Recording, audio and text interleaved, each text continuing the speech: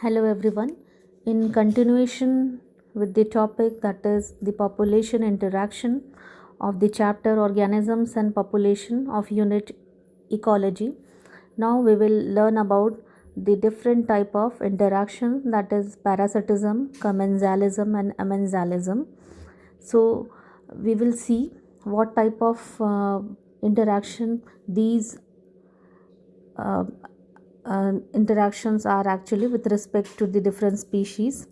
So as you can see in the table 13.1, which is being given in your NCERT textbook, the parasitism is a type of interaction in which one of the species is getting the benefit.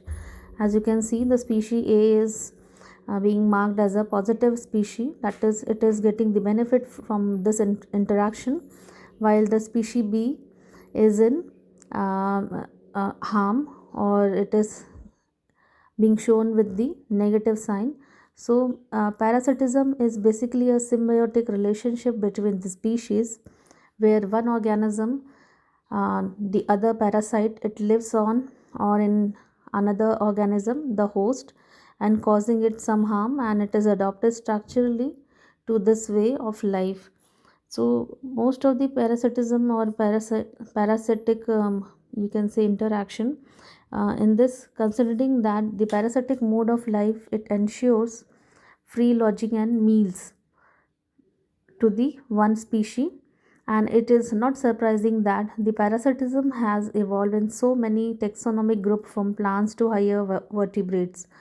Many parasites, they have evolved to be the host specific, that is, they can parasitize only a single species of the host in such a way that both the host and the parasite, they tend to co-evolve, and that is, if the host evolve special mechanism for rejecting or resisting the parasite has to co-evolve the same type of mechanism to counteract and neutralize them. So in order to be successful with the same host species,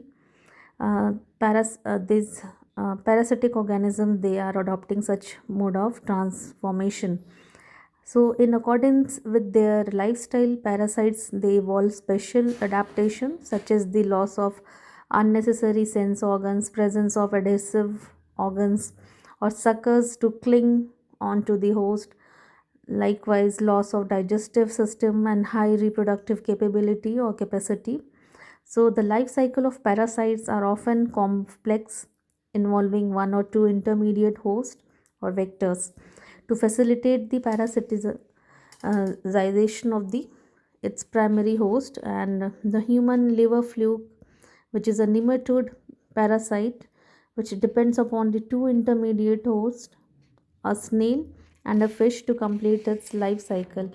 Likewise, the malarial parasite, it needs the vector, that is mosquito, to spread to the other host, and majority of the parasites, they harm the host, and they may reduce the survival, growth and reproduction of the host and reduce its population density.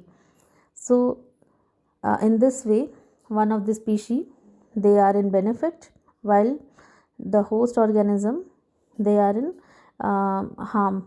So they might render the host more vulnerable to the predation by making it physically weak.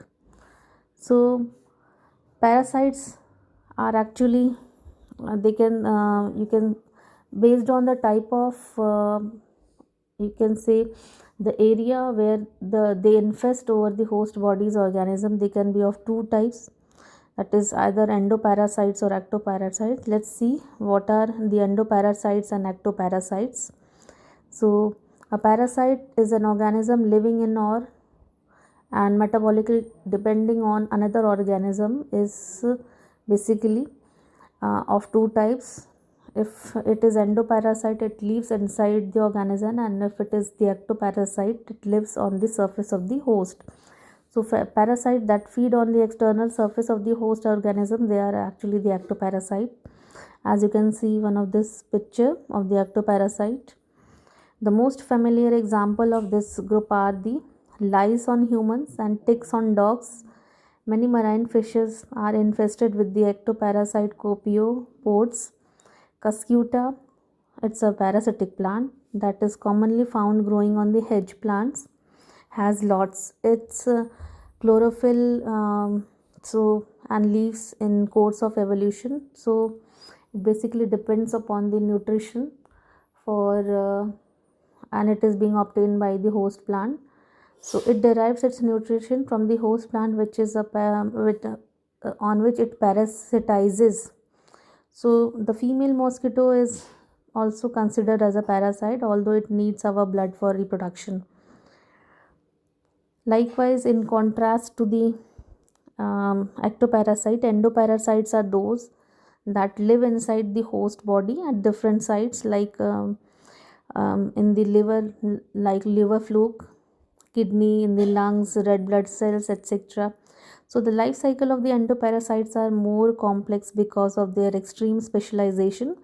The morphological and anatomical features are greatly simplified while emphasizing their reproductive potential.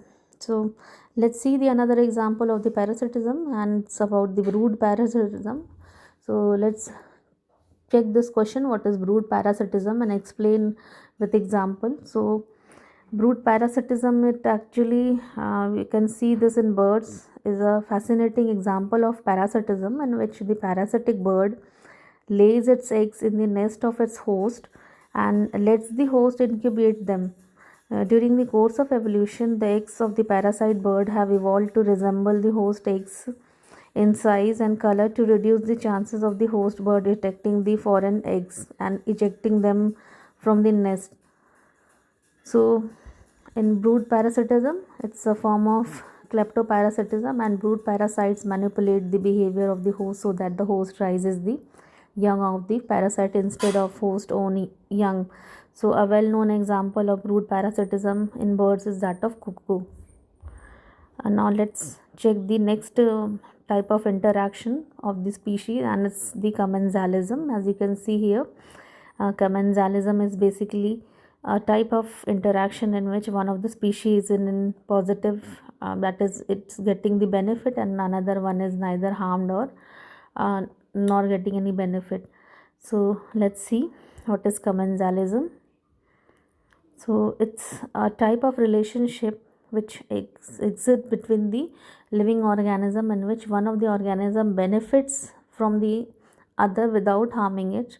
A commensal species benefits from another species by obtaining locomotion, shelter, food, or support from the host species, which for the most part neither benefit nor it's harmed. So this is the interaction in which one of the species benefits and another is neither harmed or nor benefited. So let's take the different examples. So an orchid growing as an epiphyte on a mango branch, and baruncles growing on the back of a whale. You can see here the baruncle which is growing on the back of a whale is being shown here. So they are getting the benefit. Likewise, the cattle egret and grazing cattle is a close association, a sight we can most likely to catch if we live in the farmed rural areas. It's a classic example of commensalism. The agates always forage close to where the cattle are grazing, because the cattle, as they move, stir up and flush out the insect from the vegetation that otherwise might be difficult for the agates to find and catch. Another example of commensalism is the interaction between the sea anemone that has the stinging tentacles and the clone fish that lives among them. So the fish gets protection from the predators which stay away from the stinging tentacles. The anemone, that is the sea anemone, does not appear to derive any benefit by hosting the clone fish. So it was the example of the commensalism. Now the next example is about the amensalism, in which one of the organism is neither benefited nor harm, but the another species which is in interaction with the uh, another species which is neither harmed or being is in harmful condition. So you can see the definition. Amensalism is any relationship between the organism of different species in which one of the organism is inhibited or destroyed while the other organism they remain unaffected. So as you can see here the picture of a tree in which it can be destroyed, it can be harmed by the different structures which are living over there, which are not at all affected by the tree. So this was all about the different types of population interaction which is being given in your textbook. Thank you.